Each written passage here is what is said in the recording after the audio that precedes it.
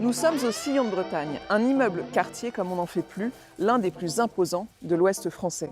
Et si le bâtiment s'élève dans le paysage comme une vague, ils sont très nombreux ici à n'avoir jamais pris le large. Donner le pied marin aux habitants, c'est la mission de Tous en Mer. Ils sont dans Pas de quartier. Es-tu déjà parti en voilier? Jamais. Non, je suis jamais parti en voilier. Et pour toi, ça représente quoi naviguer?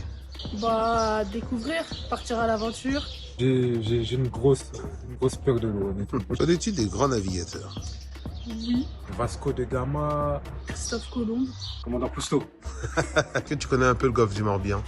Pas du tout. Il y a Belle-Île-en-Mer, l'île de Watt. J'entends juste le nom Morbihan, hein, mais ça s'arrête là. Aimerais-tu partir en voilier? Ouais, ça me tente. Saint-Herblain, à l'ouest de Nantes. Pierre et Marc sont des anciens du quartier, tous deux retraités. Ils ont connu les débuts du Sillon de Bretagne dans les années 70. Moi, quand j'ai connu ça, c'était en 73. En fait, ils voulaient faire comme la Cité radieuse, c'est-à-dire mettre dans certains étages des appartements et des magasins. Mais bon, ça s'est pas fait. Trop grand, mal pensé, le bâtiment est plusieurs fois rénové. Une partie fait désormais office de bureau, mais 3000 personnes continuent d'y vivre, dont 2/3 sous le seuil de pauvreté. Ancien ouvrier, Marc touche une petite retraite. Ça fait combien de temps que vous n'avez pas quitté le quartier? Ça fait un bout de temps. 7-8 ans, quoi, à peu près. Et vous êtes déjà parti en mer? Non, jamais. Vous avez une appréhension ou pas par rapport au bateau? Bah non, pas du tout, non. J'ai même pas le mal de mer en plus. Bah, comment vous le savez? Bah, je pense. À quelques heures du départ, le séjour attise la curiosité des habitants. Donc on part ce soir et puis on revient donc lundi soir. Céline Leroy pilote l'organisation des séjours en mer. Je travaille sur ce qu'on appelle le bien vieillir. C'est le fait de participer. Au lieu de rester chez soi, tu viens au centre, tu vas rencontrer d'autres personnes, tu vas sortir du quartier.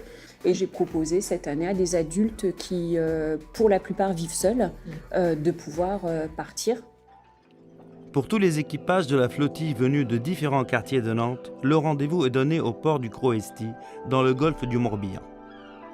Après une première nuit sur les 9 bateaux, ils partent pour 3 jours d'île en île. Issa, du quartier des Dervalières, était encore novice il y a peu. La mer ne l'a plus lâché depuis sa rencontre avec l'équipe de Tous en Mer. Tu te souviens de la première fois où tu es monté dans un bateau? Oui, c'était en 2019. Et j'ai tombé amoureux de la mer ce jour-là. Moi, personnellement, j'avais pas dans l'idée de faire du bateau un jour, car c'était un milieu assez riche. Et Tous en Mer, justement, c'est la solution à ça. C'est plus une question de richesse aujourd'hui, c'est une question de... De passion. C'est de la passion aujourd'hui. Aujourd'hui, Issa se forme pour devenir skipper. Pour mes pieds, ouais. Et j'ai pas tellement le puits marin. Comme Pierre et Marc, On peut t'aider à embarquer si tu veux une main ou... sa première navigation s'est faite avec Romain, Nickel. Ben, bienvenue à bord, les gars. un des fondateurs de Venez découvrir un peu le l'association. bateau, vous allez voir. Comment vous mettez en contact en fait? Comment ça se fait ce travail? C'est un travail de longue haleine? S'il n'y avait pas une rencontre humaine, d'expliquer le projet, de se rencontrer avant, une bonne partie publique ne partirait pas. Faut les rassurer. Ouais. L'expérience en mer fait à la fois vachement envie. C'est un rêve, hein. Partir en mer, il y a une part d'aventure qui fait envie, et ça fait peur. Le milieu du nautisme est un milieu un peu fermé. C'est un milieu où il y a peu de mixité, et hommes-femmes. On est arrivé à quasiment 2/3 de stagiaires qui sont des femmes. Et il y a aussi peu de mixité culturelle, ça manque de mixité en général, quoi. Vous forcez un petit peu dans ce milieu que tu dis élitiste Effectivement. quand même. Ouais. Dans les ports, il y a de l'étonnement dans les rencontres qu'on fait de marins ou les capitaineries. Et après, les rencontres se font très fortes. L'étonnement donne un truc encore plus fort. Et ça discute et ça dit, mais ah bon, vous êtes quoi? D'où ça vient? Ça se fait un peu naturellement. C'est un milieu qui est accessible à plein de gens, si on le rend accessible. Ouais. Et pour régler les voiles, on a une corde. Il y a plein de cordes sur les bateaux. En fait, on est parti d'une double petite révolte. C'est que la plupart des bateaux ne naviguent pas. Les bateaux sur lesquels on se trouve là, et comme tous ceux dans les ports, c'est moins de 3 jours par an en moyenne. Et il y a plein de gens qui n'ont pas accès à la navigation. Il y a plein de gens à qui ça pourrait faire du bien aussi, pour se reconstruire ou se construire. Donc on est parti de ça et avec cette conviction-là. Excalibur, pour la flottille en mer, on a quitté le ponton. La flottille de toutes les mixités, Là, il y a quelqu'un qui regarde déjà les bateaux qui se déplacent, c'est ça? c'est l'événement de Tous en Mer. Notre défi, c'est qu'on fait rien sur le bateau.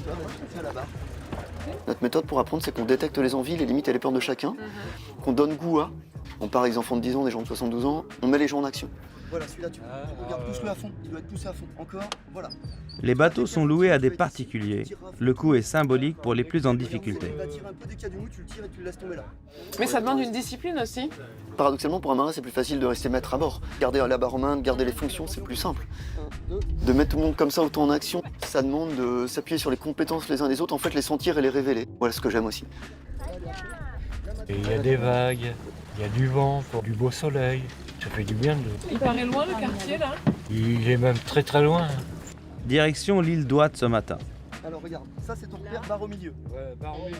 Ouais. 3 heures de navigation où chacun doit trouver sa place et se soucier de l'autre. Il n'y a pas un séjour pareil.